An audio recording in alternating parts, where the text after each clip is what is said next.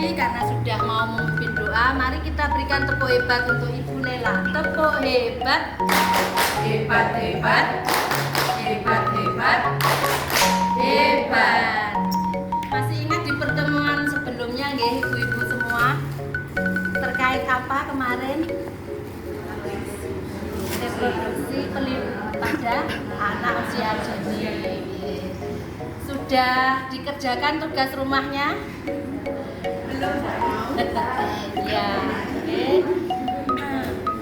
Sambil mengingat pertemuan sebelumnya tentang kesehatan reproduksi pada anak usia dini, kira-kira ada yang bisa menyampaikan kemarin apa? Ditarik kesimpulan bahwa untuk anak usia dini, anak usia perkenalan alat reproduksi itu bagaimana? Ada yang bisa menjelaskan? Perwakilan?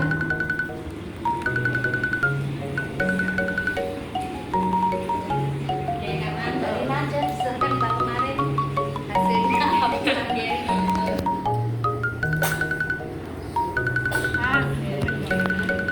Kesimpulan kemarin ya, perkenalan untuk memperkenalkan tentang kesehatan alat reproduksi. Jadi untuk alat reproduksi itu harus untuk anak laki-laki utamanya ya, PC itu harus sering dibersihkan. Untuk perempuan juga gitu. Kalau perempuan itu kan biasanya lebih lembab, itu harus sering ganti celana dalamnya untuk menjaga kesehatan. Itu yang pertama. Terus kemudian yang kedua, ibu harus memperkenalkan untuk balitanya alat apa itu kelamin ya. Untuk laki-laki sama perempuan itu kan berbeda. Jadi untuk misalkan untuk apa itu buang air kecilnya itu ada perbedaan. Untuk laki-laki buang air kecilnya itu bisa sambil berdiri, tapi kalau untuk anak perempuan itu sambil jongkok atau duduk. Terus untuk itu ya, mencegah seksual dini itu dengan cara orang tua itu harus memberikan ranjang atau tempat tidur yang terpisah. Jadi antara orang tua sama anak tempat ranjangnya terpisah. Terus orang tua jangan melakukan hubungan intim pada waktu anak sedang tidur, itu tidak boleh. Terus untuk anaknya juga dibiasakan mengetok pintu kalau mau masuk kamar, jadi minta izin dulu. Terus kalau mau tidur itu lebih baiknya telentang atau miring, jadi jangan tengkurap. Hanya itu yang bisa saya sampaikan. Terima kasih. Assalamualaikum warahmatullahi wabarakatuh. Ada tambah? Sedikit tambahan tadi sudah banyak disampaikan oleh Bu Lina, yang pada intinya bahwa sejak dini kita harus memperkenalkan alat reproduksi pada anak kita. Jadi bukan hal yang tabu lagi, orang tua tidak usah sungkan atau malu memberitahukan kepada putra-putrinya kalau ini anak perempuan, ini anak laki. Kemudian maksudnya Mbak Lina yang tadi ranjang dan terpisah itu beda kamar kan, beda kamar maksudnya. Jadi kalau melakukan hubungan biar anak itu tidak tahu, jangan pas anaknya itu. Jadi maksudnya terpisah ranjang orang tua dan ranjang anak. Kemudian antara anak laki dan perempuan pun ranjangnya juga terpisah. Jadi intinya sejak dini kita sudah bisa memperkenalkan kepada putra-putri kita bagaimana cara menjaga alat reproduksi yang benar. Ya, itu tadi sudah disampaikan kesimpulan pertemuan kemarin.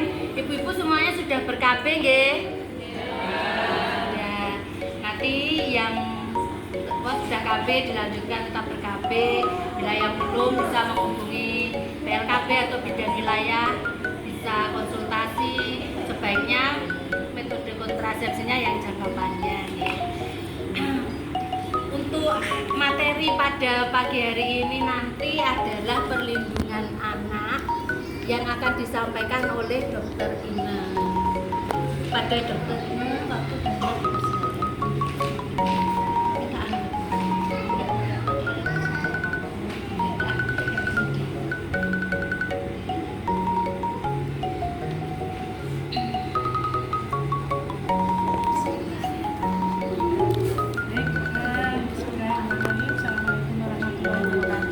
Waalaikumsalam warahmatullahi wabarakatuh. Sehat semua ya? Ya, pagi ini kebetulan saya diminta untuk mengisi materi tentang perlindungan anak. Mudah-mudahan nanti apa yang saya sampaikan ini bisa bisa menjadi bahan acuan ibu sekalian, baik untuk sendiri, dalam arti keluarga sendiri, maupun untuk dibagikan ke teman-teman lain di luar sana. Oke. Tadi sudah disinggung, jadi ada materi yang sebelumnya itu bagaimana membekali anak agar terhindar ya, secara pribadi untuk mencegah terjadinya kekerasan seksual. Ya. Tapi sebelum sampai ke sana, kita harus pahami. Mungkin kemarin atau materi sebelumnya sudah disinggung ya. Kita harus menyamakan persepsi. Anak itu apa? Siapa? Ya. Kalau menurut undang-undang tentang perlindungan anak, ya, seseorang yang belum berusia 18 tahun. Jadi kalau sudah 18 tahun ke atas itu sudah tidak dianggap anak. Ya, makanya dari anak itu berarti yang masih di perut sudah masuk kan? Sudah, ya, karena 0 sampai 18 tahun. Ya. Nah, kemudian secara jamaknya anak adalah seorang lelaki dan perempuan yang belum dewasa atau belum mengalami masa pubertas, itu jamaknya. Kalau tadi menurut undang-undang nomor 35 tahun 2014 ya, nah itu tentang perlindungan anak ya, jadi sebelum anak berusia 18. Kemudian anak adalah semua penduduk yang berumur di bawah 18 tahun dan yang masih dalam kandungan itu ya, belum matang secara fisik dan mentalnya. Jadi meskipun kadang-kadang kalau sudah berusia 17 tahun kayak gitu ya, merasa sudah dewasa, tidak mau dianggap anak, padahal secara undang-undang masih anak. Makanya ada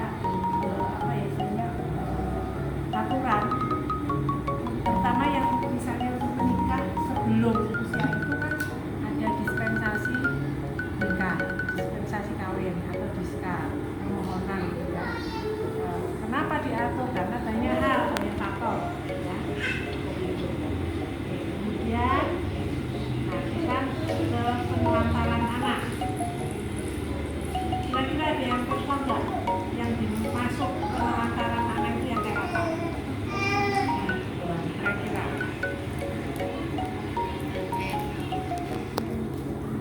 kalau menurut hukum pidana ya, merupakan praktek melepaskan tanggung jawab dan klaim atas perbuatan dengan cara berbeda. Ya, ini sudah masuk hukum pidana. Jadi pada saat seseorang itu sudah tidak mau tahu menelantarkan, sudah termasuk penelantaran, tidak mau tanggung jawab. Mungkin banyak cerita, banyak informasi, berita, baru lahiran masukin kresek, masukin kerdus,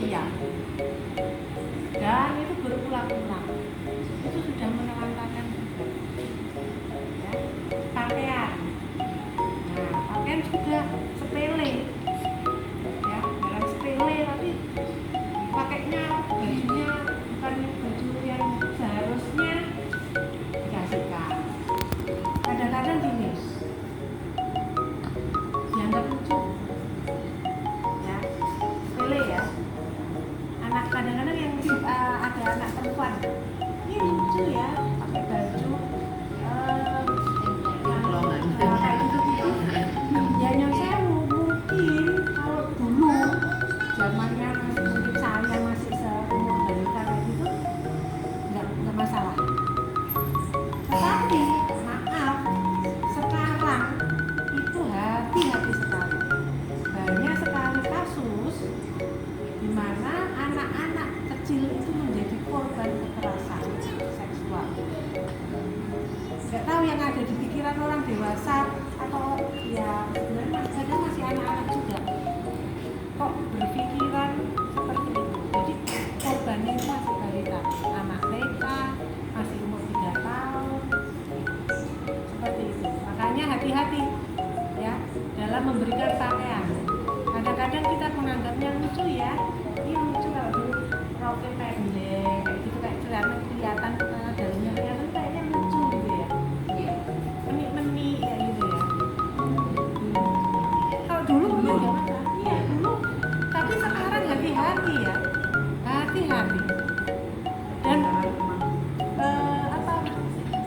pelaku itu ya orang-orang terdekat. Orang-orang terdekat di lingkungan kita ya. Nah itu tempat tinggal ya, tempat tinggal yang diusahakan selayak mungkin agar anak ini bisa tumbuh dan berkembang secara sehat. Nah, kemudian pendidikan. Kalau pendidikan itu apakah harus formal? Tidak. Non formal dulu. Salah satunya apa? Misalnya pendidikan itu yang gampang. Anak usia berapa kan setiap tahap itu kan kita harus paham ya. Anak umur sekian bulan harusnya sudah bisa apa? Nah itu sudah termasuk pendidikan. Ya. Kok belum bisa ngomong ya? Kok belum bisa ngoceh ya? Padahal seumuran dia ada yang sudah bisa, kenapa ini belum bisa? Ya jangan kayak Parno gitu enggak, tapi paling tidak antisipasi. Ya antisipasi karena apa? Enggak apa-apa, bapaknya bisa ya umur sakitnya lagi bisa ngomong misalnya. Ya jangan dijadikan patokan. Tapi ya jangan terlalu cemas, khawatir. Nah, jangan. Tapi paling tidak kita saksikan memberikan simulasi pada anak. Misalnya dipanggil, adik, misalnya namanya siapa sih? Ulan, Ulan, kok diem aja ya? Ulan, kok diem aja? Nah harus curiga. Sebagai ibu harus curiga. Kenapa? Lalu dibawa konsultasi. Takutnya ternyata pendengarannya.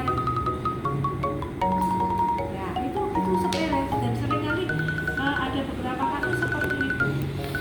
Ternyata pendengarannya kurang atau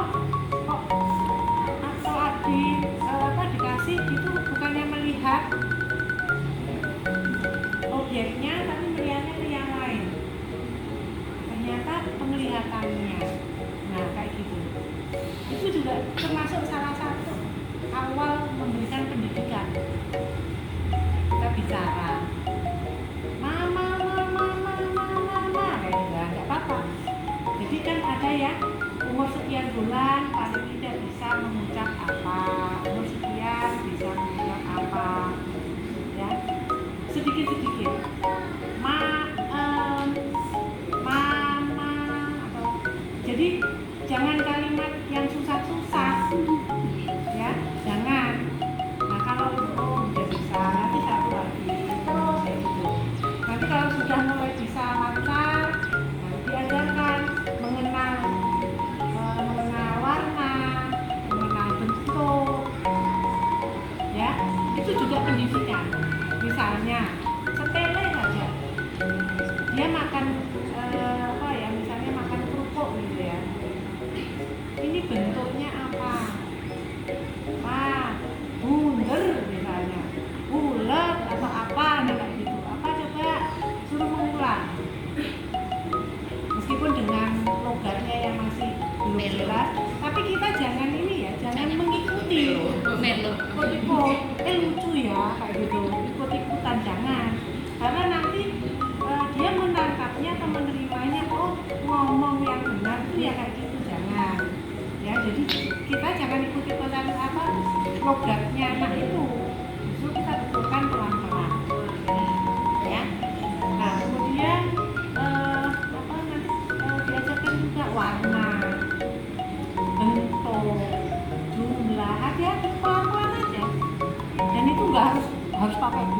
pakai benda yang enggak, yang ketemu tiap hari. Misalnya yang dia pakai apa, ini pakai baju apa warnanya, satu aja dulu ya warna, jangan ganti-ganti warna, nanti bingung. Misalnya kita mau ngajarkan warna merah, ya udah merah terus. Takutnya kan kita belum tahu cara menerima daya tangkap anak itu kan beda-beda. Ada yang cepat mudeng, ada yang nggak mudeng-mudeng, angel banget kayak gitu. Makanya harus hati-hati pelan-pelan. Misalnya satu warna apa, monggo misalnya. Ya udah, nanti kita sebut, kita tunjuk. Misalnya gini, bajunya, mainannya bolanya apa? Ini apa? Merah. Merah. Dia nyebut merah. Nanti ganti lagi kalau dia sudah warna merah tahu, dia disuruh menunjuk yang merah mana. Ya, jadi dibalik-balik gantian. Nanti kalau sudah bisa membandingkan, nanti ganti lagi. Dan tambah satu lagi yang kontras, putih misalnya, kan beda. Oh ini apa? Ini apa? Nah seperti itu. Terus nanti ganti-ganti. Yang dipakai baju apa, sandali apa misalnya. Yang dimakan itu wortel warnanya apa. Oh kalau beda lagi ya kalau wortel. Yang misalnya yang merah dan putih. Jadi ganti lagi dan tambah lagi sesuai dengan kemampuan anak. Orang mudeng-mudeng ya. Jangan-jangan tadi pendengarannya kami menghina seperti itu. Nah kemudian kalau di ini ditanya atau gimana, kok dia asik sendiri. Nah itu juga harus jadi perhatian. Ya, apa ya? Harusnya kalau main seperti gimnastika, tapi dia cuma putar-putar ke sana. Harus jadi bahan perhatian kita. Bukan berlebihan ya, jangan berlebihan, jangan panik. Tapi paling tidak dengan bisa mengamati. Oh kok seperti ini. Nanti usia naik lagi, kok masih seperti itu. Nah mungkin konsultasikan. Ya, monggo konsultasikan. Nah itu termasuk pendidikan ya. Kemudian kebutuhan emosional. Kita ngajari mengelola emosi itu seperti apa. Ya, misalnya dia nangis. Jangan terlalu dibentak-bentak. Bocah kok dompet, bocah kok apa nangis jadi nangis. Oh, misalnya jangan.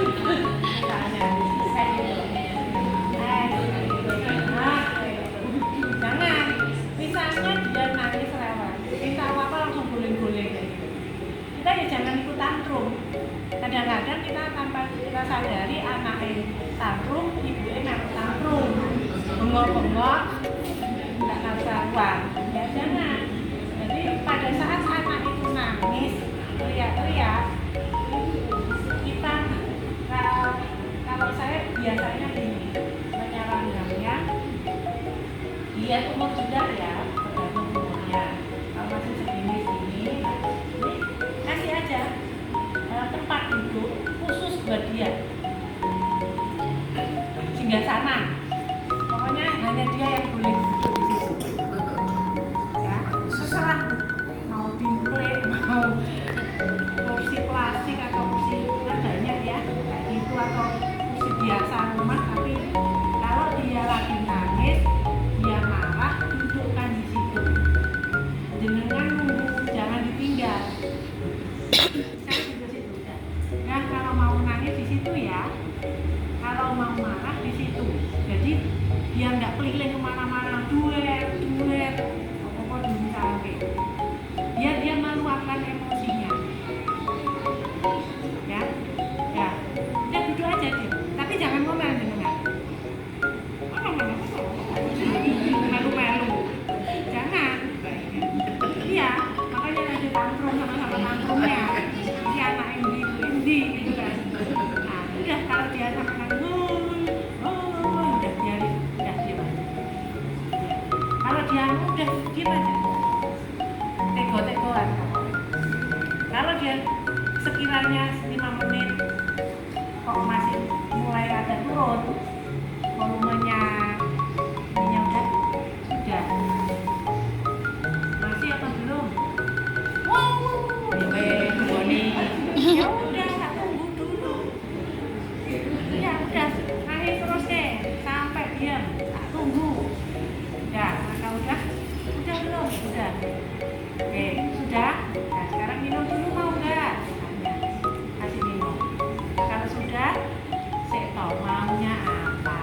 Ibu lo nggak tahu. Kalau nangis bengong-bengong nggak ngerti. Yuk coba ngomong apa. Ibu susah itu bengong pokoknya. Ya sabar. Memang harusnya namanya ya kayak gitu. Namanya ngaji biasa ya kayak gitu. Karena kalau enggak, nanti anak itu terbiasa emosi. Kalau sudah gede, nah tambah susah lagi nanti. Makanya diajarkan cara mengelola emosi itu seperti apa. Itu juga pendidikan juga. Ya, kalau kita diubah itu termasuk menonton juga. Makanya ya kalau udah duduk, nah kalau sudah. Tapi pada saat kita bicara, mata itu harus sejajar. Jangan anak yang di bawah, kita di atas, jadi gini, yang satu gini. Misalnya dia didudukkan di singgasananya tadi, kan pendek ya, ya kita duduk di bawah gini, kan sejajar. Wes, udah hantem toh, yuk sekarang ngomong. Tadi mau ngomong apa, mau minta apa. Loh, ya nggak sabar aku bisa selak gosong gorengan. Matikan dulu kompornya. Ya, udah pokoknya ditinggal dulu. Rumah berantakan namanya punya anak wis benae. Nanti kalau sudah tenang, sudah bisa ditinggal, kita baru mengerjakan. Ya, nah, baru diajak bicara. Maunya apa? Ibu lo gak ngerti. Pelan-pelan, nggak ngerti. Pelan-pelan aja. Ayo coba ngomong kayak gini. Nah, seperti ini. Nanti apa ya? Biar anak terbiasa. Kalau enggak, nanti kita kalau udah tambah gede tambah gondok, kesel dewe aja. Ngamuk-ngamuk anak kawan. Dua kayak gitu. Ya, itu. Ya, salah satunya mengelola emosi. Kalau misalnya dia seneng, ya boleh. Misalnya, wah, ya. Wah, ketanya kalau seneng apa ya? Dia cerita. Misalnya dia habis dari mana, dia cerita. Kenapa? Makanya biar kalau apa ya bisa mengelola emosi pada saat diajak keluar, pengen apa dia nggak boleh. Pengen mall, pengen apa? Keluar orang ke kantor kita malu kayak gitu kan akhirnya. Nah makanya kalau seperti itu diajarkan juga. Misalnya ibu mau ke apa, mau beli ini buat ini, kalau kamu mau ikut atau tidak, misalnya ikut. Oke, kalau ikut janji ya, nanti tidak boleh minta jajan karena di rumah sudah ada. Oh enggak, aku nanti ya, kalau mau ikut gitu janjinya. Soalnya apa nanti? Lalap. Ibu cuma bawa uang ini buat beli ini. Dari awal harus dikasih komitmen, harus ada perjanjian. Ya sama semua sama. Masuk soalnya. Harus seperti itu.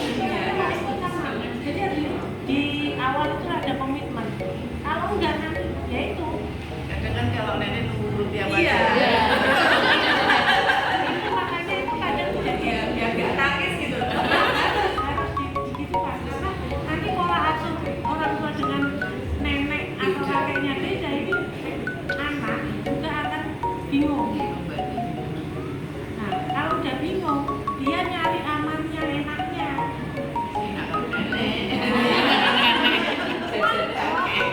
Ibunya bilang A ya neneknya harus A. Jadi biar sama. Jadi anak ini tidak mencari pelarian. Pelarian boleh naik, boleh amani. Kalau misalnya ibu biasanya nyonyok, yang itu biasanya gitu ya. Iya. Sama mengalami saya. Daripada nangis kan. Iya. Tapi itu tadi nanti sekarang tidak sadar kita mendidik anak ini menjadi anak yang membangkang. Seperti itu repot nih nanti. Ya.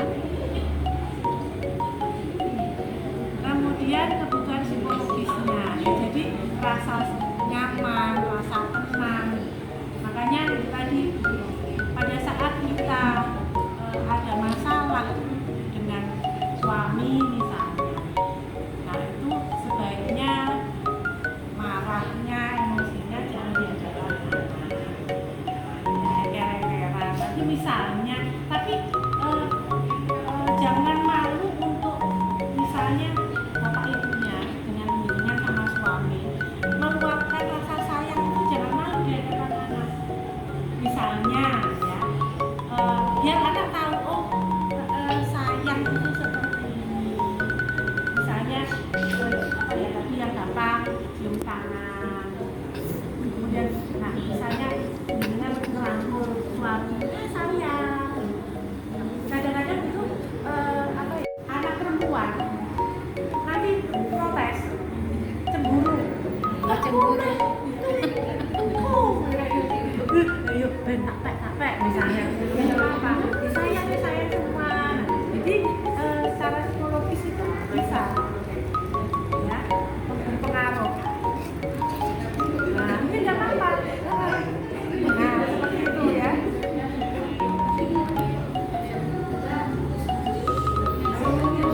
Nah kriterianya misalnya kriteria itu atau tidak dipelihara ditinggalkan oleh orang tua pada orang lain di tempat umum dan sebagainya, itu berupa penelantaran, tidak pernah atau tidak cukup memberi ASI. Nah itu juga termasuk penelantaran, tidak ngasih ASI, MPASI, ya makanan yang cukup, ya itu sudah termasuk penelantaran. Ini tapi semua ASI-nya komplit ya, ngasih ASI-nya. Ada yang susah? Dulu waktu anak-anak masih balita kan ada kesulitan nggak ASI-nya? Dulu ambil yang pertama enggak Sama sekali. tapi yang anak kedua belum melahirkan tuh malah sudah belajar. Nah, kalau itu kan kasus beda.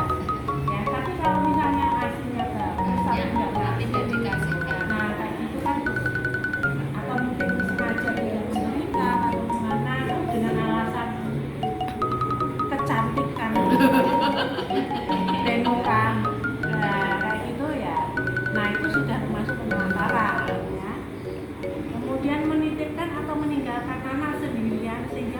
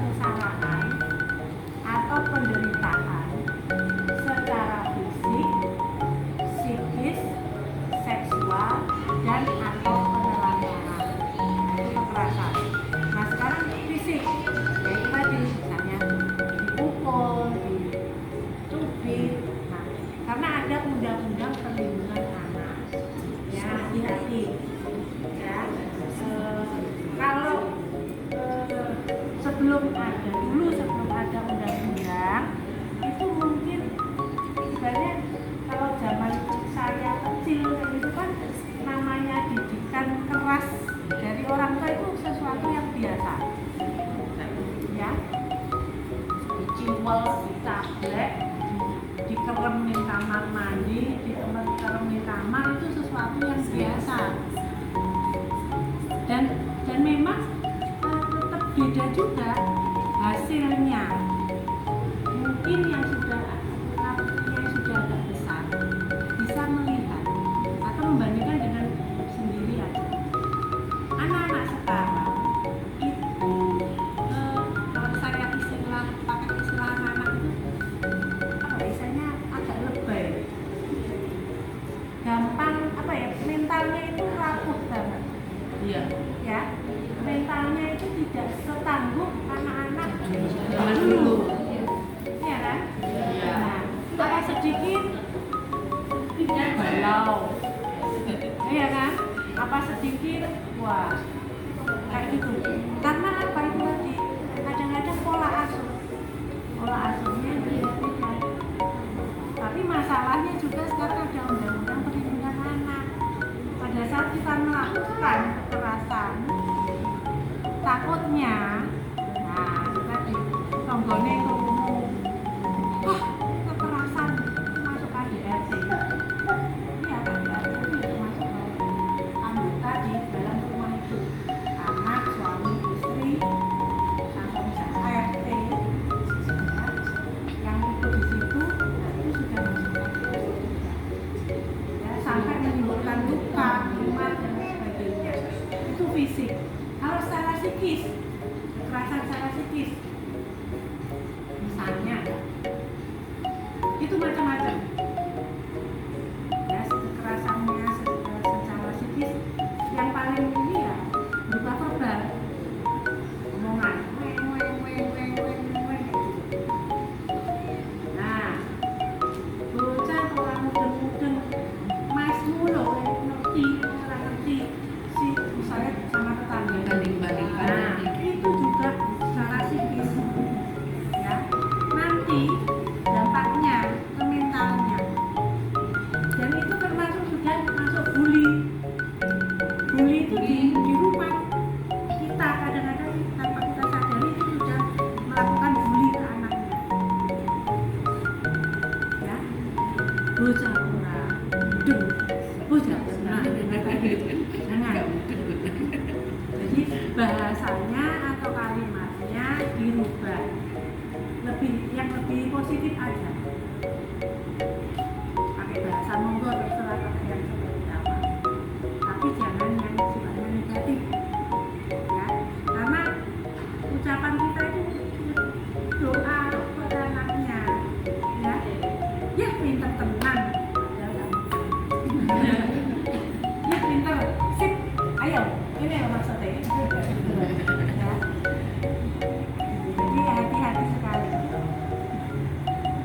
Kemudian seksual, ya, kekerasan seksual. Jadi hati-hati, diajarkan pada anak bagaimana melindungi diri. Tadi kan sudah ya, pada saat maaf bapak ibunya sedang menjalankan tugas negara, tadi kan sudah dia kasih tahu dikunci punya. Karena apa? Pada saat anak melihat nanti menimbulkan trauma, ya, karena yang dilihat dan yang dipikirkan kan beda ya. Mikirnya opo bocahnya lihat kayak gitu ya. Dan itu ada. Jadi kebetulan sudah lama sekali ya, saya sudah bertahun-tahun yang lalu. Saya itu ada klien datang ke saya. Yang datang itu suaminya masih muda,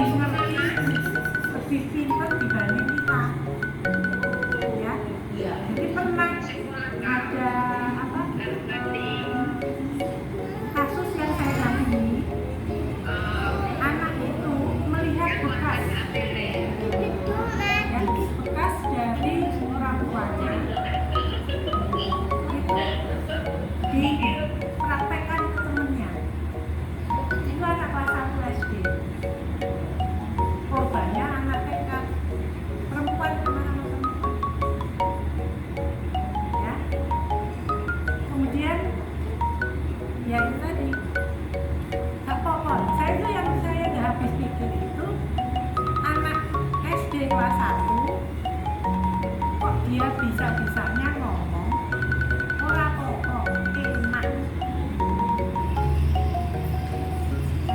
Kok bisa punya kalimat kayak gitu dari mana gitu loh.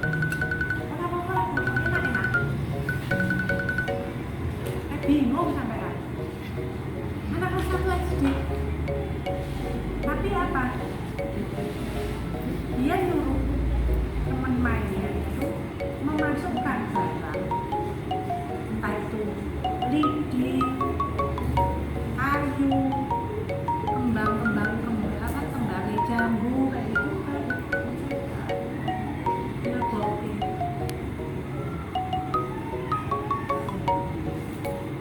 Nah,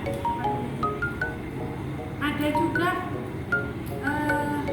SD, anak SD karena melihat itu bekas ini HP-nya tontonannya bapak ibu kancane dijak kamar mandi ke sekolah mau dipraktekin dijajah kok rasa ingin tahu tapi kan mereka anak itu kan nggak mikir apa cuma pengen jajal gitu tapi itu apa itu kan nggak tahu gitu makanya hati-hati sekali ya hati-hati sekali jangan dengan dalih sing penting nganteng jangan karena itu tadi luar biasa saya tuh sampai kalau udah kayak gitu tuh wes ya seneng ya mumet loh kalau udah saya diminta untuk mendampingi kasus-kasus seperti itu rasanya ya kok iso gitu loh kan seperti itu hati-hati juga game film kartun ya jangan salah sangka ya film kartun itu belum tentu baik untuk anak-anak loh ya tidak semua film kartun ya Tom Jerry kayaknya lucu ya kalau kita orang dewasa lihatnya ya hiburan tapi anak-anak takutnya oh nek kekancan itu yang mau kuwi gepuk-gepukan hiburan nah iya sekarang kayak gitu hati-hati terus sama itu apa namanya Nobita apa itu Ya, Doraemon nah kayak gitu hati-hati loh ya hati-hati kalau ini masih mending ya masih bagus tapi ya itu tadi tidak semua film kartun itu baik untuk anak-anak ya yang tadi saya cerita itu juga lihatnya film kartun tapi ternyata kartunnya itu kartun hantu dia bilang saya suruh pakai HP saya coba lihat di sini lihatnya di mana di YouTube saya belum buka YouTube saya sendiri bingung kartun hantu atau coba dia nggak tahu karena bukan HP-nya nah ini HP saya dia nggak ngerti tapi kan dia karena itu lagi riwayat dari punya ibunya ya nah terus saya cari aja ini toh iya dia cari ini loh ini ceritanya apa dia ceritain terus apa lagi ceritanya saya bingung kok bisa ya sampai dia sampai punya inspirasi punya ide melakukan itu ke orang lain termasuk game ternyata ada kadang-kadang saya sendiri nggak pernah lihat nggak pernah ngerti katanya ada kadang-kadang muncul gambar-gambar yang bau-bau kayak gitu pelakunya anak SMP korbannya anak TK adik temennya itu malah menggunakan kayu dimasukkan kayak gitu makanya hati-hati ya hati-hati terus nggak apa-apa nggak usah make anak memang apa sih perlunya anak seumur ini mainan HP kan nggak ada tapi kita juga jangan terus asik gini aja di depan anak jangan ya hati-hati sekali ya karena kekerasan seksual itu ya dari situ munculnya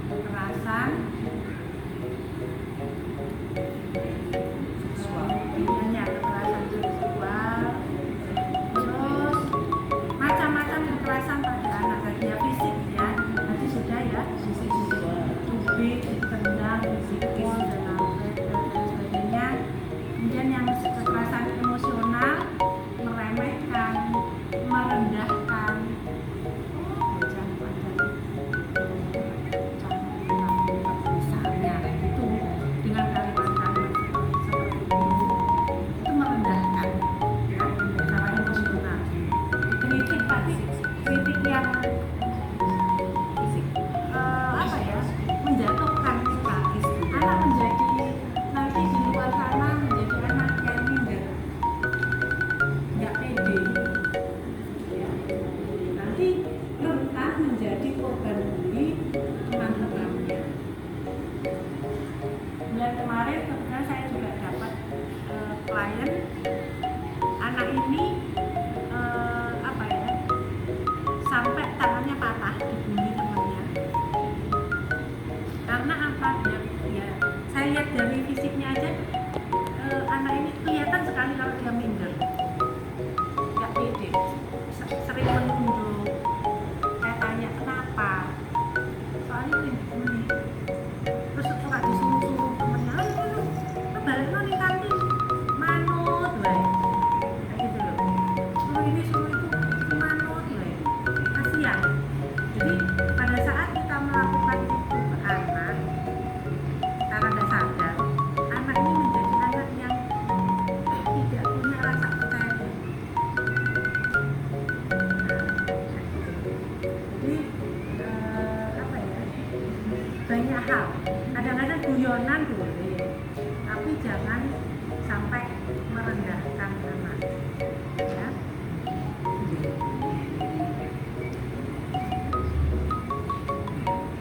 Nah, misalnya tidak mengikut sertakan aktivitas, wis rasa di keluarga ya, wis rasa dijak itu. Kalau kemana-mana yang ini nggak pernah diajak, nanti marah ribet, nanti mesti rewel, kayak gitu. Akhirnya, nah itu juga termasuk kekerasan secara emosional. Karena anak menjadi, aku apa ya, aku kena dijak ya. Marahnya nih dijak, ini ngomongnya mesti pulang ora karuan. Nah kayak gitu. Soalnya pokoknya jelek-jelek. Makanya tadi dari awal kita ajak bicara. Misalnya mau diajak kemana? Ini mau diajak ke tempatnya Mbah Kae, misalnya Mbah Sini, atau ke Bude sana.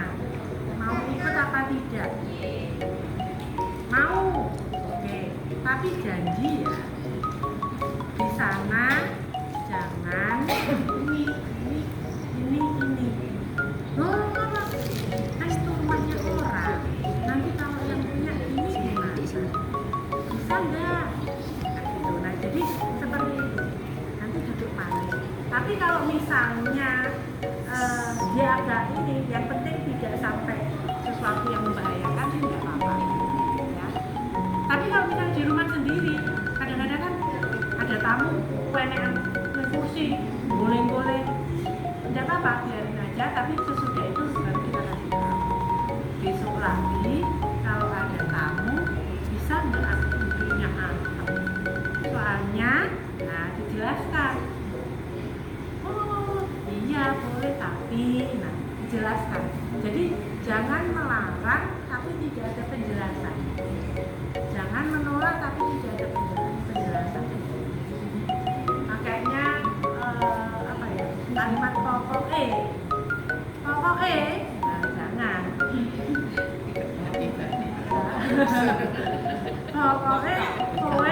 Pokoknya nggak boleh, pokoknya lah, jangan. Kenapa nggak boleh? Karena ini bisa nggak? Misalnya, oke, sip. Nanti kalau misalnya dia melakukan itu dengan baik, sesudah itu kita kasih pujian. Wah, tenang, hebat tadi. Sepele, tapi itu nanti berkesan buat dia.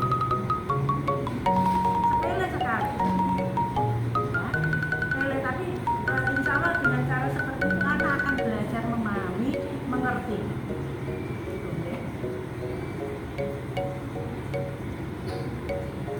Kemudian menolak untuk memeluk atau menunjukkan kasih sayang. Nah, kira-kira bapaknya itu terbiasa tidak memeluk anak. Kadang-kadang bapaknya gengsi ya, gengsi. Nah, justru pelukan dari bapak itu bisa memberikan rasa nyaman, memberikan apa ya,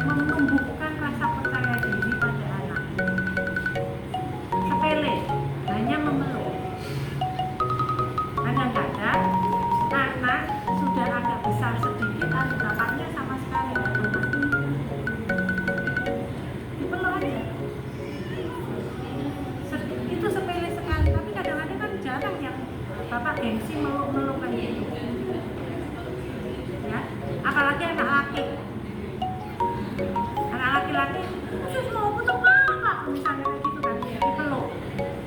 Alah, kayak gitu-gituin aja. Jadi maksudnya apa? Pada saat dia merasakan, ibaratnya kan dalam tanda kutip ya, nyambung nyetrum perasaan sayangnya dengan pelukan tadi, itu akan membuat anak bisa lebih ya, secara emosinya lebih tenang seperti itu ya. Kemudian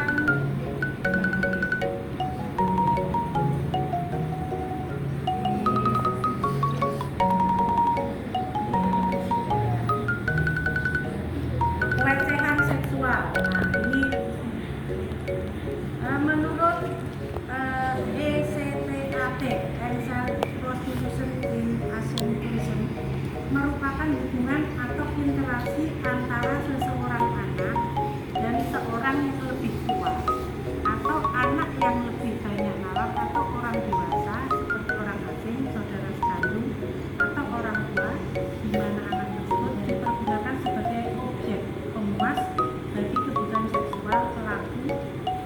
Perbuatan ini dilakukan dengan paksaan, ancaman, suap, tipuan atau tekanan. Pelecehan dengan kekerasan itu harus dibedakan ya. Pelecehan itu lebih belum sampai pada fisiknya ya, langsung, tapi misalnya gini, dengan ucapan itu sudah pelecehan juga. Jadi apa ya, ini aja yang gampang sweet ya, gitu aja itu sudah pelecehan ya. Itu sudah pelecehan ya. Nah kalau sudah kekerasan seksual yang sudah sampai maaf persetubuhan, kemudian perkosaan, nah itu sudah masuk kekerasan seksual juga diantaranya.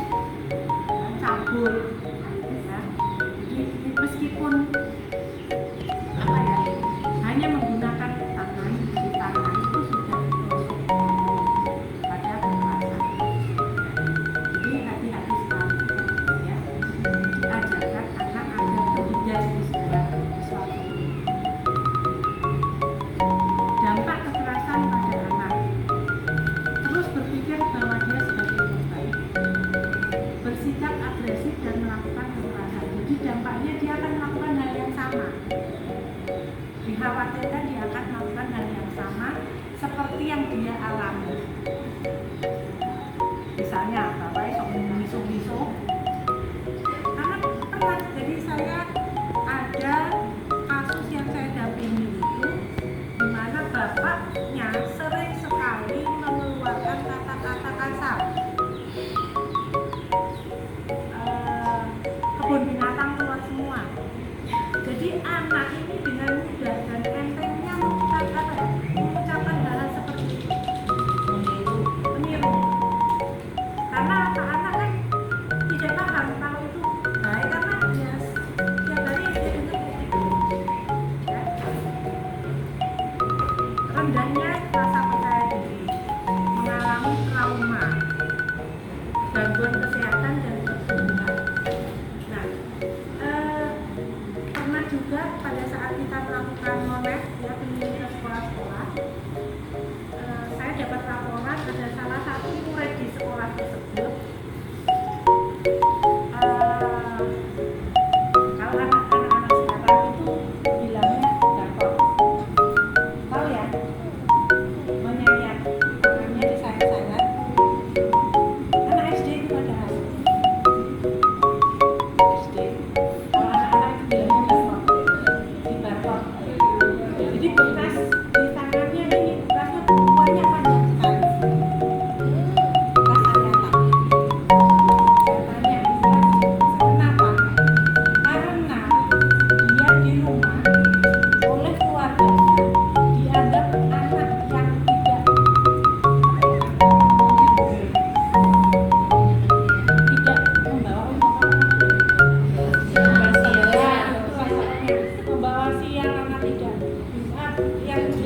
repotnya pokoknya nyusahin dan lain sebagainya. Orang biasa. Ya, orang rumah itu selalu mengatakan seperti itu. Akhirnya anak ini pada saat ada sesuatu yang dia ini dan itu dia tidak merasakan sakit. Sudah tidak merasakan sakit. Bukan untuk menyakiti tapi untuk melampiaskan emosinya. Saya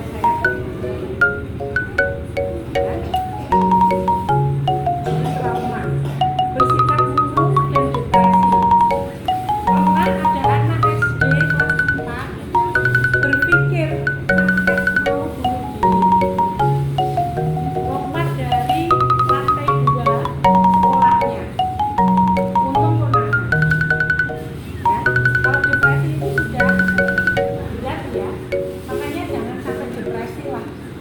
Ya, harus hati-hati ya. Sulit konsentrasi, luka, cacat fisik atau kematian dan susah tidur. Dampak kekerasan, ya. Oke. Nah, hak anak. Setiap anak itu mempunyai hak. Hak untuk hidup, hak untuk mendapatkan perlindungan, hak untuk mendapatkan kasih sayang, ya. Nah, hak untuk didengarkan. Jadi jangan, mas ini kasih orang ngerti, jangan. Anak perlu didengar, dia punya hak untuk didengar. Makanya pada saat anak ini bicara, kita punya kewajiban untuk didengarkan. Kita ajak komunikasi, misalnya, jangan semua kita yang ambil keputusan. Ajarkan anak untuk belajar. Misalnya gini, kira-kira besok mau makan apa ya?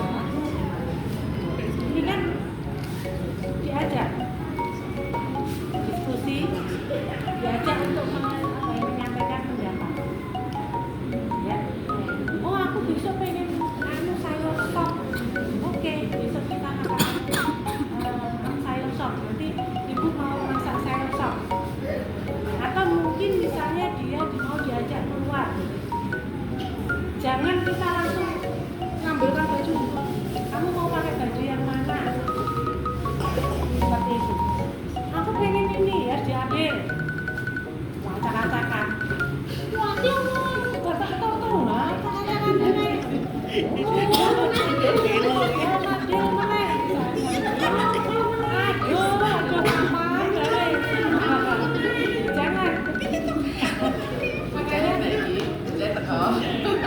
Makanya biarkan aja, ambil resikonya ya seperti itu. Tapi ya makanya kita ada diskusi. Hati-hati, ini caranya ya ngambil ini. Nah seperti itu. Ya, diambil dia sekarang ini ya. Nanti kan kadang-kadang ibu ya cuma ngambil itu tak buku elek loh, baju elek loh. Terus saya piye? Jadi diajak. Terus saya piye? Ini loh buku. Oh, tapi lebih mana buku ini misalnya diajarkan seperti itu. Ya.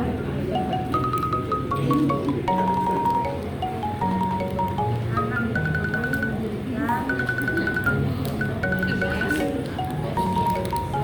nah, bagaimana melindungi anak dari kekerasan fisik dan kejahatan seksual? Kita harus waspada, ya waspadai lingkungannya karena banyak sekali pelaku kekerasan di lingkungan. Ya, hati-hati, ya pokoknya hati-hati sekali. Yang saya kadang prihatin ya, ini.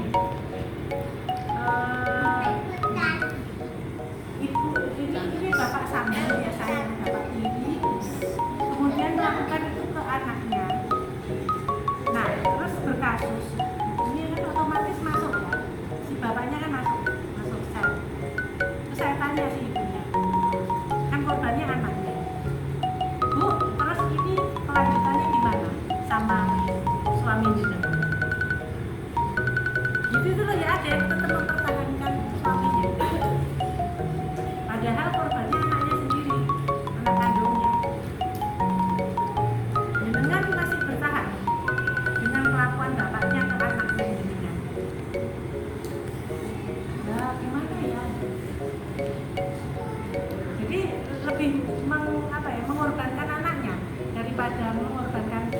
suaminya.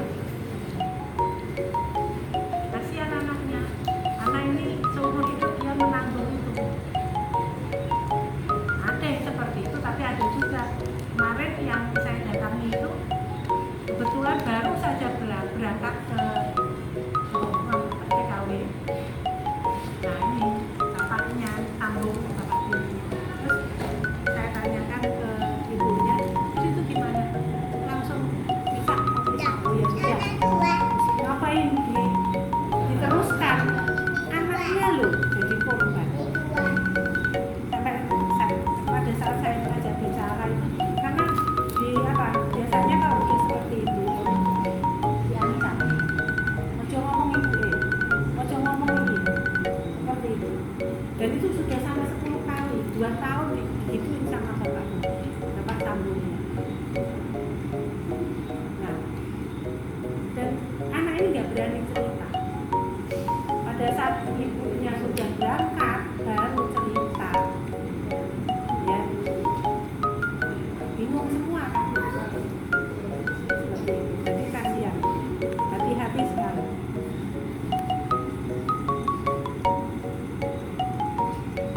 Bangun komunikasi dengan anak, makanya tadi di awal saya mengatur dibiasakan bicara, dibiasakan komunikasi 2 arah ya. Jangan 1 arah. Kalau 1 arah itu cuma kita aja, tapi anak nggak dikasih kesempatan untuk ngomong. Makanya diajak diskusi, diajak sharing. Seperti itu. Dengan cerita, anak dengan penuh perhatian. Yang sering, yang gampang misalnya ini masih ada yang suka dongeng ya. Baca apa ya? Cerita. Sebelum tidur. Jarang ada. Dibiasakan. Karena dengan cara seperti itu kadang-kadang kan anak tanya, "Loh, terus itu gimana ya Bu? Nanti itu ini, nah itu." Nah, pelan-pelan kita mengarahkan, meskipun ceritanya ngarang ya, kita ngarang. Kadang-kadang kalau dulu waktu anak saya masih kecil, tiap hari saya cerita. Yang lain jangan itu, bosan ya. Cerita apa? Saya gitu. Ngarang lagi. Oh, terus itunya gimana? Ya itu ini. Oh ya, terus ini. Nah, jadi kita mengarahkan. Ya, seperti itu ya. Memang kita harus kreatif. Jangan anjir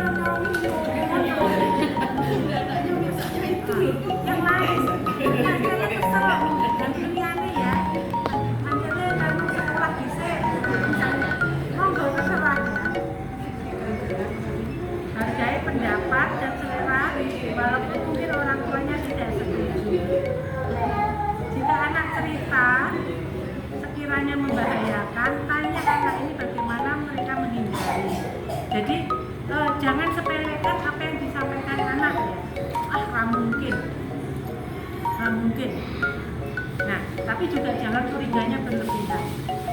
Ya, misalnya tiap hari, misalnya anak ini sudah mulai sekolah di PAUD atau TK atau SD, setiap hari ditanya, tadi di sekolah seneng enggak? Jangan, ini PR orang guru mana? Jangan. Jadi enggak tadi belum anu toh ganti saya tadi pun ya kok kita seru nah begitu ya. Jadi setiap hari usahakan untuk berdiskusi, bertanya, ditanya. Jadi nanti anak ini terbiasa. Kalau dari kecil anak ini terbiasa terbuka, ada apa-apa mesti cerita. Kebetulan anak saya yang kecil ini sudah semester 6. Jadi kalau ada apa-apa tuh selalu cerita ke saya, bilang ke saya, mau beli apa, misalnya dia pengen beli jepitan rambut aja, aku mau tak beli itu boleh nggak? Ya beli toh dek, mau beli aja. Kira-kira gimana ya? Mau beli, misalnya pengen beli baju gitu aja, aku pengen beli ya beli nanti aja lah kalau pulang aja. Pengen sepatu ya udah beli sama temennya itu loh, kosnya Jogja itu loh, ayo jalan-jalan. Dia tahu saya bilang gitu. Kita aja nunggu saya. Ada apa cerita saya? Selalu cerita. Ya keuntungannya seperti itu. Jadi nanti kalau ada apa-apa selalu ceritanya kita. Jangan sampai kita dengarnya dari orang lain. Atau kita nggak ngeh apa yang terjadi pada anak. Karena beberapa kasus sering terjadi kayak gitu. Ibunya nggak ngeh, nggak peka. Anaknya sudah 8 bulan hamil, ibunya nggak tahu dia kebangetan. Saya tanya ke ibunya, ibu kemana aja? Kan serumah, masa ibu nggak lihat perubahan fisik anaknya? Itu yang melakukan ya itu kan bapaknya, bapak tirinya. Itu anak ini sudah sampai ibu, anak ini cerita ke ibunya, tapi ibunya nggak percaya. Bu, anu loh, bapak lo, halo orang. Akhirnya ya udah, ngapain saya cerita ibu nggak percaya. Nah seperti itu. Akhirnya sudah sampai yang mau nanya malah sekolahnya, teman-teman di sekolah. Dia di sekolah mau tanya. Karena ini nggak ngeh. Kok ini nggak ngeh. Dan kayaknya sih yang saya mau anaknya sepertinya kemampuannya juga kurang. Jadi nggak paham gitu. Ya seperti itu ada perubahan. Yang saya itu kenapa nggak ngerti. Nah, hati-hati. Jadi apapun kita dengarkan, tapi jangan terlalu curiga berlebihan, jangan. Diajak. Ya termasuk misalnya teman-temannya. Justru biar anak-anak itu kumpul di rumah. Meskipun rumah kita makanya kita capek ya.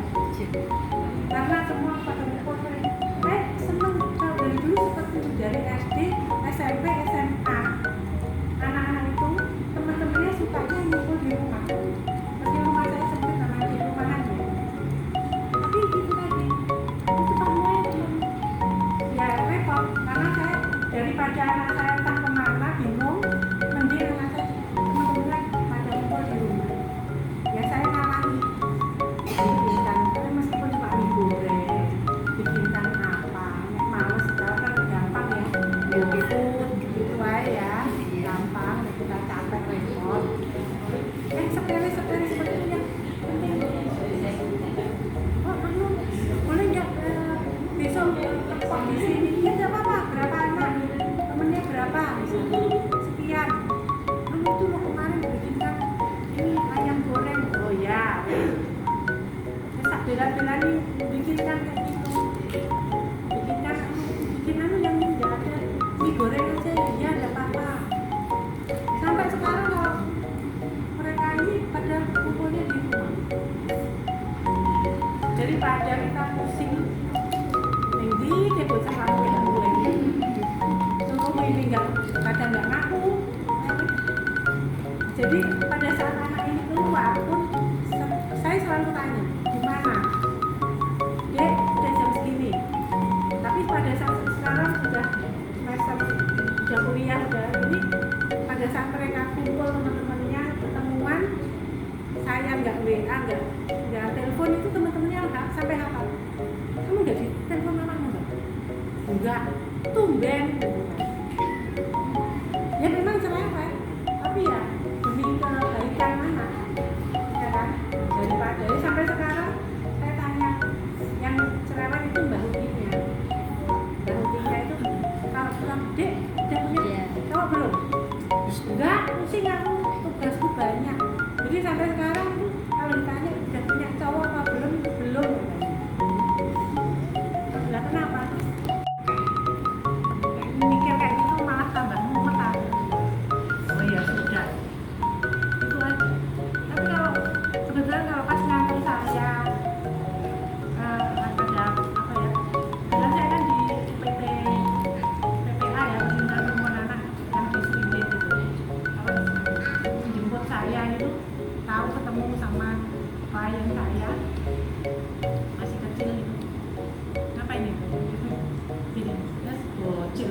neko wae.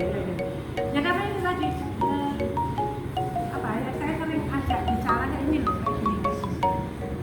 Jangan sampai nyusah ke wong tua.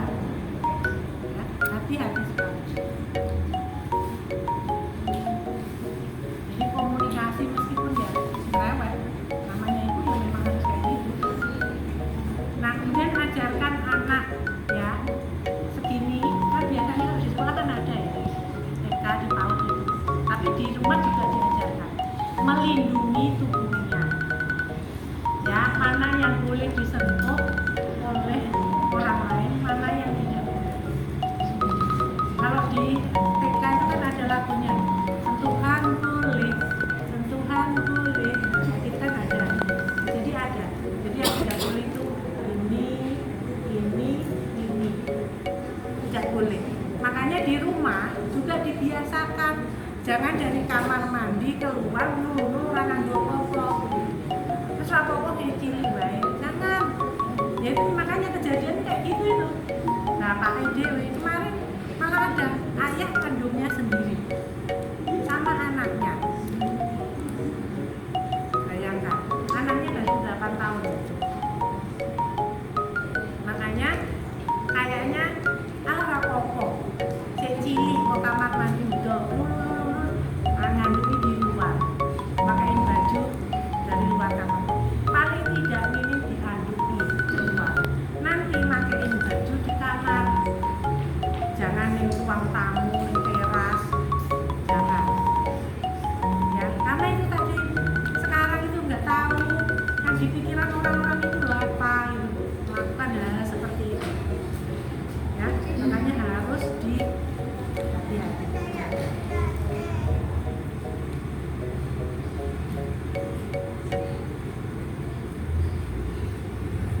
Beri anak lingkungan yang aman, yakinkan anak bahwa dia tidak bersalah, jaga rahasia, cari bantuan ya.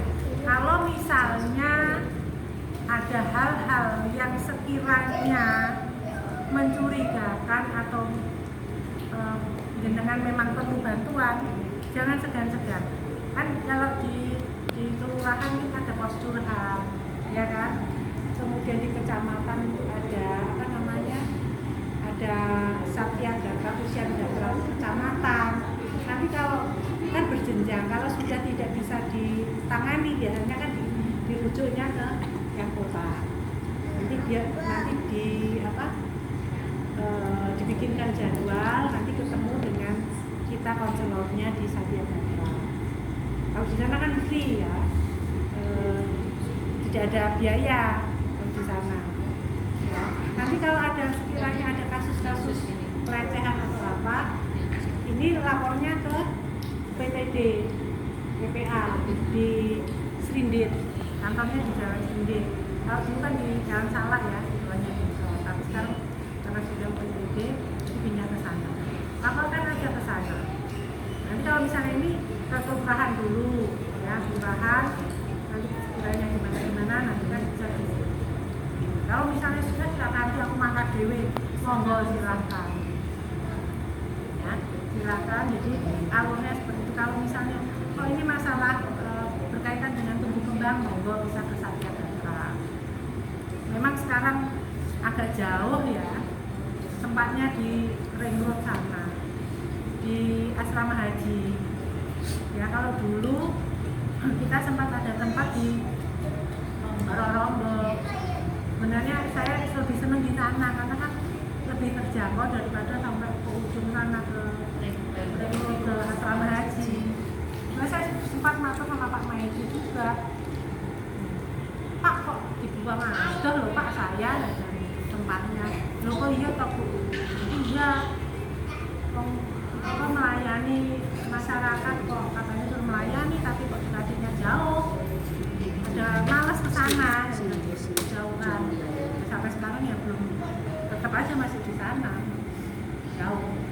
Tapi ya nggak apa-apa ya, meskipun sejauh-jauhnya Kota Madiun masih terjangkau. Masih kecil ya kalau kabupaten. Kalau kabupaten kebetulan saya sebetulnya juga menangani di kabupaten. Di kabupaten juga. Iya, saya jadi kota di kabupaten juga. Kalau kabupaten itu harus datang ke sana. Rumahnya ada yang sampai pucuk gunung, segulung, sampai mobil itu di luar, rumahnya di tengah hutan. Saya pernah jalan kaki, udah sampai sana hujan terus nggak bisa pulang, ya wes menang kayak gitu. Ya piye gimana? Ya piye nuju jalan nih, mobilnya di jalan sana, rumahnya di tengah hutan, sampai pernah mobil itu mau blunder, mundur karena jalannya naik. Itu mobil cuma satu, saya pernah juga. Ya seperti itu, jauh sampai pucuk-pucuk kayak gitu. Tapi kalau di kota, ibaratnya naik motor aja gampang nyampe gitu. Tapi kalau di kabupaten kita harus menjangkau ke sana, jauh sampai pucuk-pucuk sana. Itu ya, sekalian. Kira-kira ada yang mau ditanyakan, monggo yang kita ketemu di sini. Saya lebih senang kalau ada sharing, diskusi.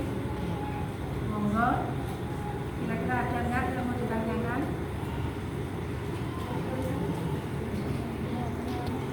Monggo. Udah enggak? Nah, monggo gini. Kalau nggak ada pertanyaan, saya kira saya cukupkan sekian. Ya. Nanti kalau misalnya ternyata ada yang ingin dikonsultasi agak enak, Jangan nomor HP-nya. nanti tanya ke kader aja. Nah nanti biar dengan kan bisa ke Mbak Karis Iya. atau Bu Vita, nanti biar dijadwalkan untuk mau konsultasi. Kalau di sana kan gratis ya, tapi kalau tempat Artinya apa Bu kalau di nanti ini aja, nanti itu biar Oh, biar ya.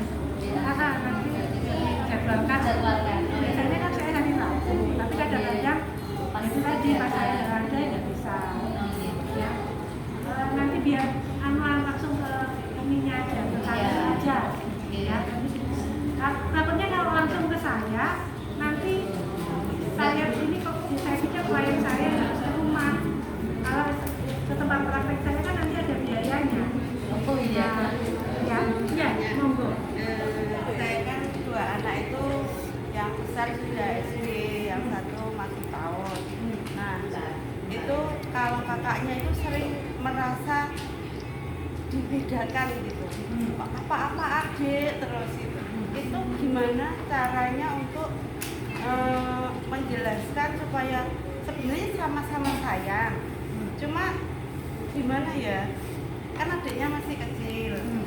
Kadang kakaknya itu kalau diminta ini mengerjakan apa gitu, kok adik enggak, kok saya selalu saya terus yang disuruh gitu. Kan adiknya itu juga mengerjakan tapi yang ringan-ringan, tapi dia itu masih belum bisa menerima gitu loh. Bagaimana cara mengasih tahunya biar dia itu paham.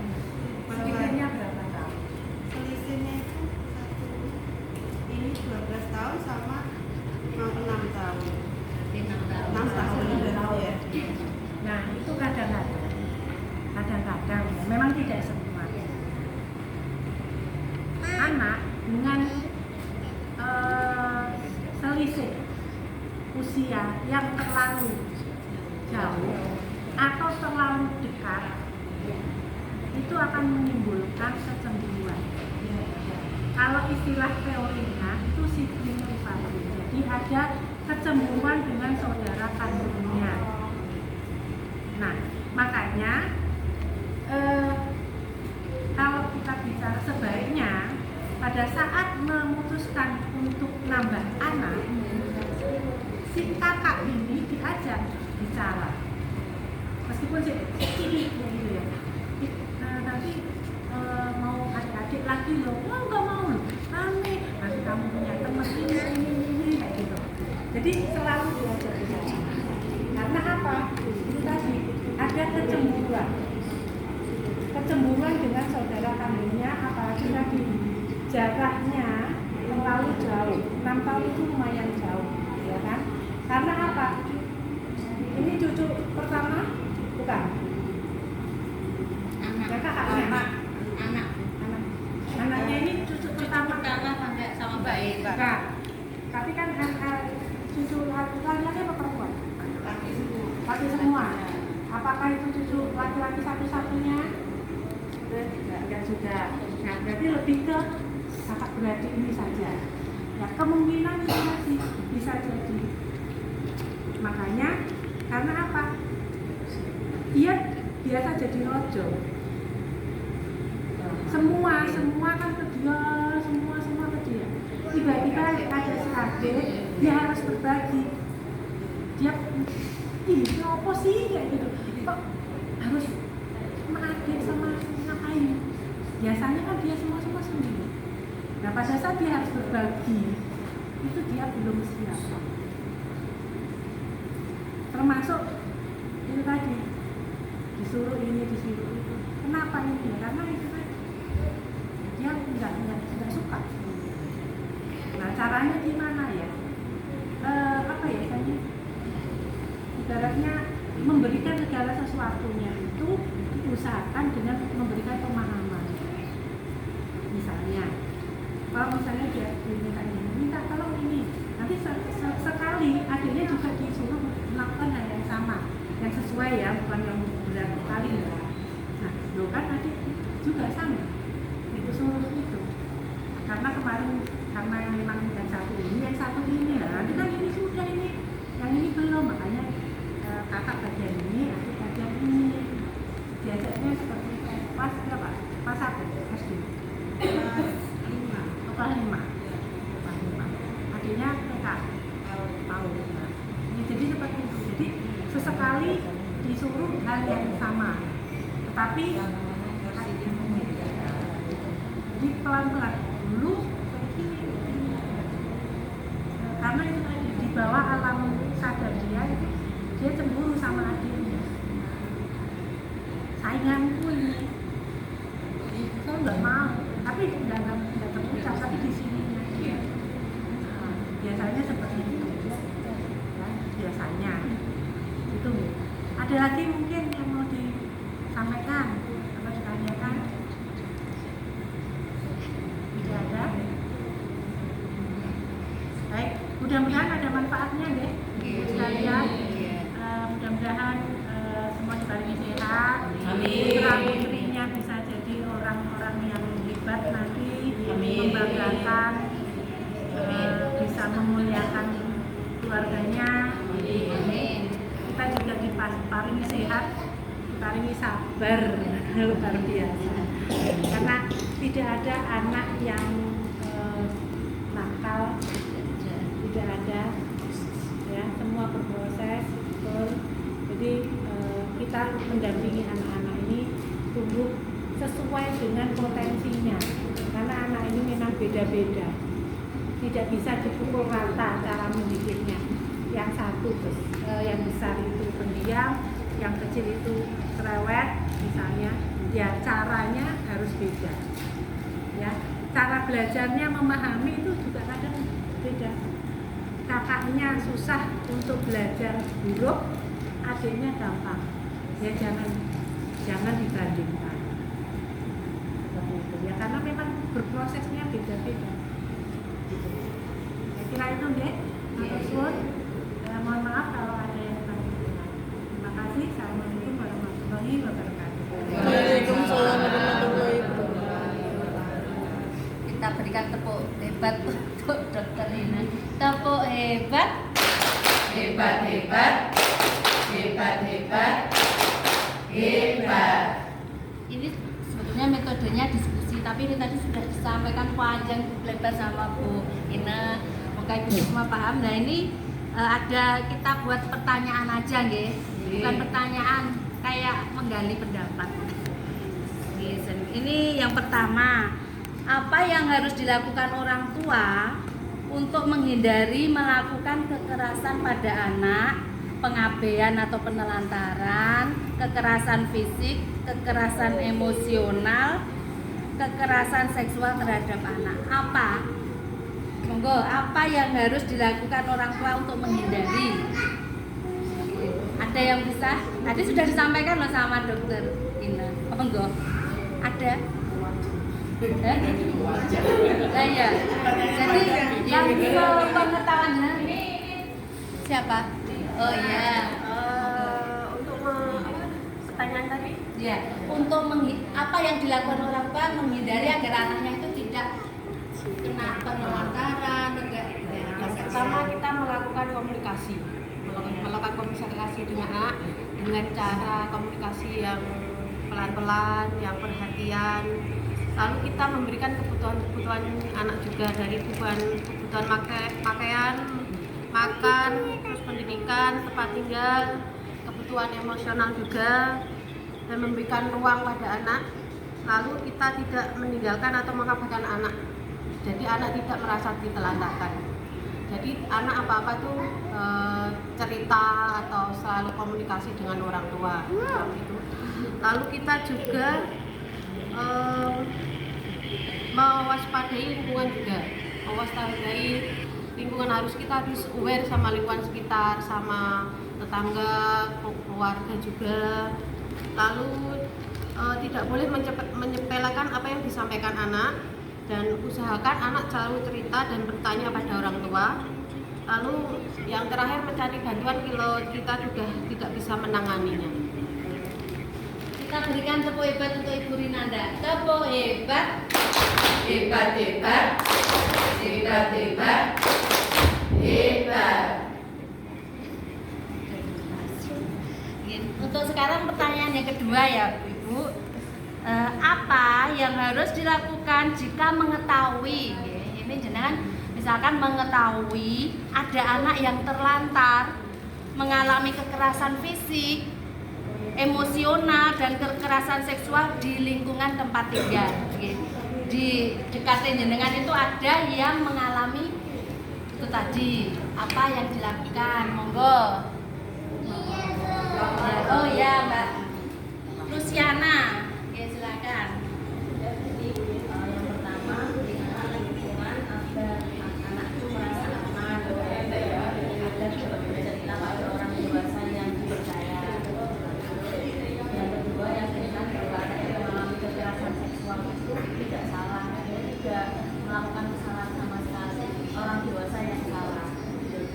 Terus kita sebagai orang yang tahu kan ketika ada anak yang mengalami kekerasan seksual, kita wajib melaporkan pada pihak yang berwajib, pada pihak yang kita menurut kita percaya. Kan sekarang ada pihak yang wajib yang malah memojokkan ya. Ketika ada yang anak yang terlantar, kita wajib memberi dia perlindungan, memberi dia santunan, apa saja yang dia butuhkan. Karena anak yang terlantar itu kan banyak sekali tadi yang sudah disebutkan oleh anak yang kurang dari tidak dipenuhi kebutuhan secara layak, baik makanan, terus pakaian, tempat tinggal yang layak. Kita melihat anak tersebut anak yatim piatu atau tidak itu anak yatim piatu, kita bisa konsultan ke panti asuhan atau kita bisa merawatnya.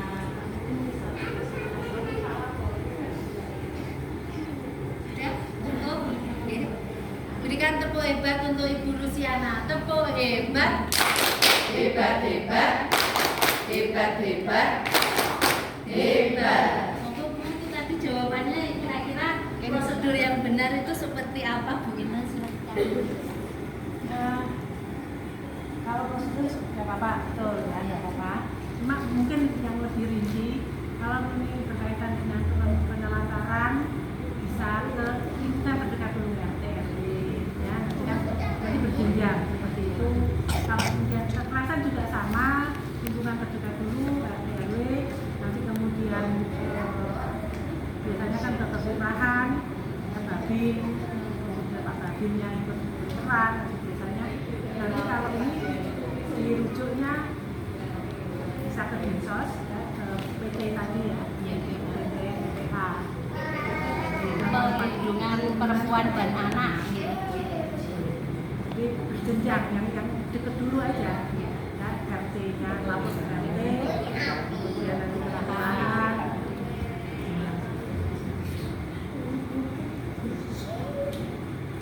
Menenangkan.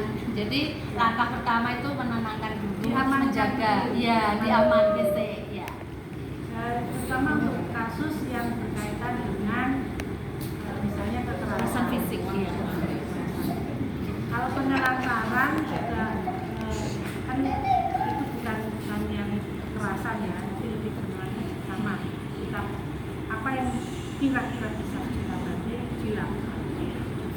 Kalau sekiranya ini kok berat ya ke RT dan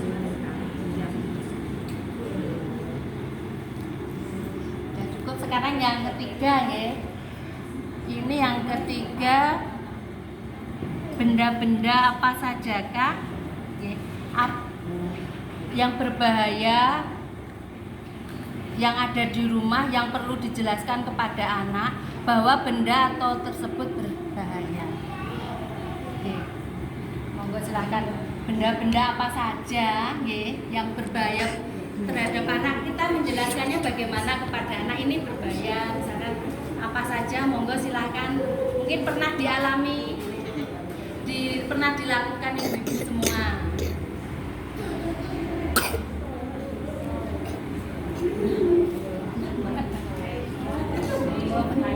Monggo, ini Mbak Yuliani, monggo silakan. Benda-benda yang berbahaya, misalkan seperti alat listrik, terus stop kontak, air panas, benda tajam, terus bahan kimia, benda mudah pecah dan lain-lain. Terus hindari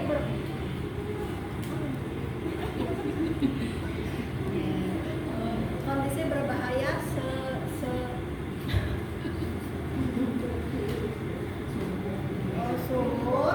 sumur berdinding yang rendah, jurang, sungai, lubang, dan pekarangan dan lain-lain. Jelaskan kenapa? Nah, karena tersebut berbahaya sebagai anak sehingga anak mengerti kenapa ia harus menghindari kondisi tersebut. Oh, itu saja, nggih. Ada yang menambahi? Kita berikan tepuk hebat untuk Ibu Yuliani. Tepuk hebat. Hebat, hebat. Hebat, hebat. Hebat. Oke. Memang benda-benda berbahaya banyak ya di rumah itu ada stop kontak yang itu apa? Letaknya itu terjangkau. Jadi anak kita yang masih kecil ini pikirannya apa? Tangannya dimasukkan terus kesetrum itu. Kan sebaiknya sebagai orang tua ya, misalkan ada itu ya dikasih apalah, ditutupi lemari sehingga anak tidak bisa menjangkau. Kalaupun sudah bisa diajak bicara ya dikasih penjelasan, ini nanti bisa kesetrum, bisa ya seperti itu nih. Sekarang yang keempat ya benar keempat. Yang keempat, apa yang harus dilakukan orang tua dan masyarakat untuk membuat lingkungan aman dari kekerasan pada anak? Terlalu cepat ya. Apa yang harus dilakukan orang tua dan masyarakat untuk membuat lingkungan aman dari kekerasan pada anak?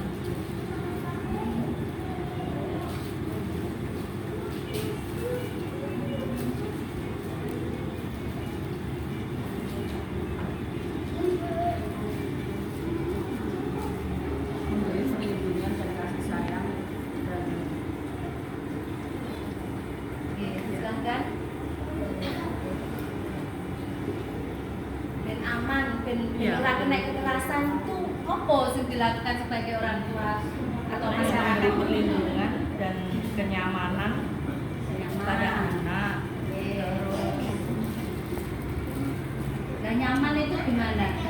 Biar enggak kalau masih kecil, misalkan masih kecil, lingkungan tempat tinggal kita, Mbak. Misalkan anak kita main-main itu opo yo dibanae gitu loh, maksud saya seperti itu.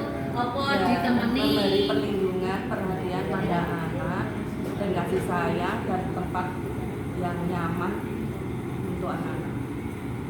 biar nggak terjadi kekerasan dari orang lain sering melakukan itu opo yo kalau main yo dikancani seperti itu. Jadi ada orang dewasa yang Menemani. walaupun nggak menemani ikut bermain tapi paling tidak mengawasi. Terus apa lagi selain itu?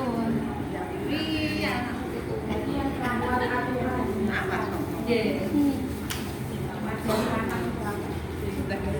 Mengajarkan anak jangan boleh Jangan boleh. dipegang dengan orang lain, salah satu Ya. orang lain. Dan ini satu lagi, kasih tahu anak kalau ada orang asing yang membuat dia merasa tidak nyaman, dia harus bagaimana. Nah, itu yang harus diajarkan. Salah satunya apa? Lari, berteriak, dan mau atau berani mengatakan tidak. Mau. Dibujuk jajan ya lah. Dicakot, Apa digigit apa di nah kayak gitu. Jadi diajarkan. diajarkan anak ini untuk membentengi dirinya agar tidak terjadi. Kita berikan tepuk hebat untuk Ibu Atun. Tepuk hebat. Hebat, hebat. Hebat, hebat. Hebat.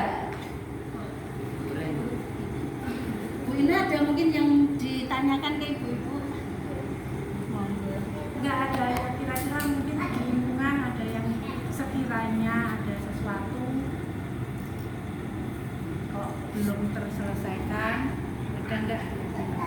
Atau mungkin putra putrinya atau cucunya? Monggo. Cerita ya saya. Kalau nggak ada yang cerita, saya yang cerita. Dulu saya pernah punya maksudnya punya ada apa ya, anak laki-laki di sekolah itu. Dia itu apa? Kena pelecehan seksual, pelakunya temennya sendiri. Masih usia SD. Ya, SD loh ini. SD itu karena temen ini kan 2 orang ya. Temennya yang satu ini dia di rumah mengalami kekerasan dari orang tuanya.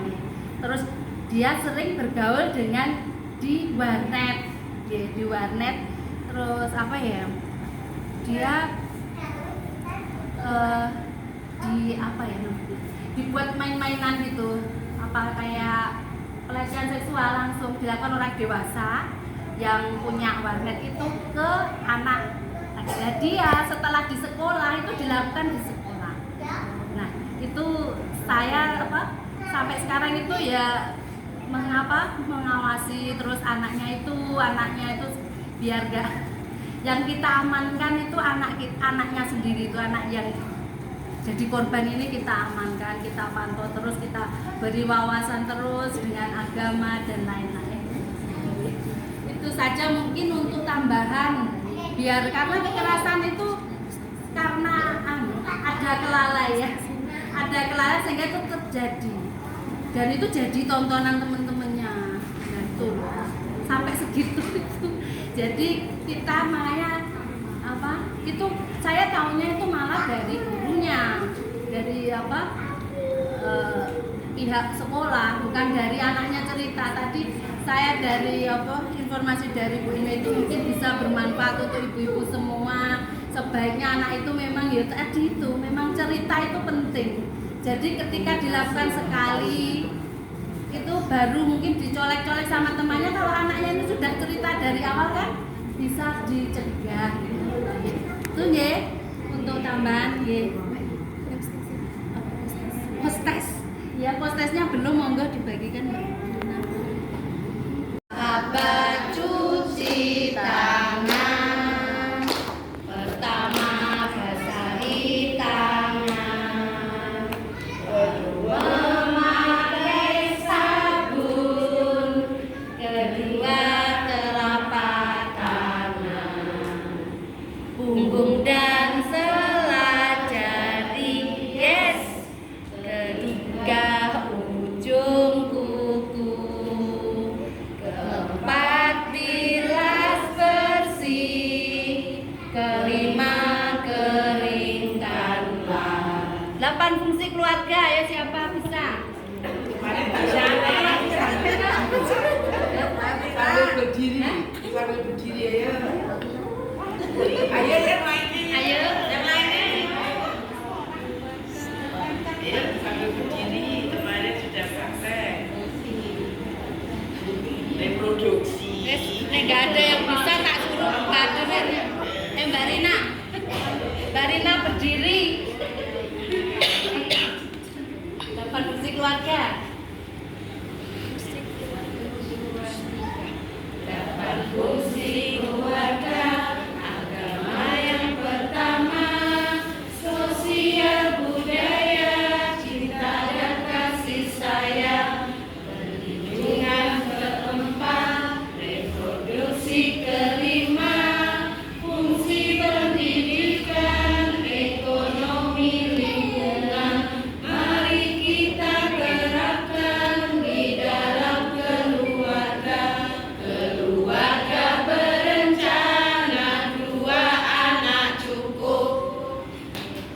Tepuk hebat untuk kita semua. Tepuk hebat. Hebat, hebat. Hebat, hebat. Hebat. Mau jadi orang tua hebat? Ayo ke PKP. Acara sudah selesai.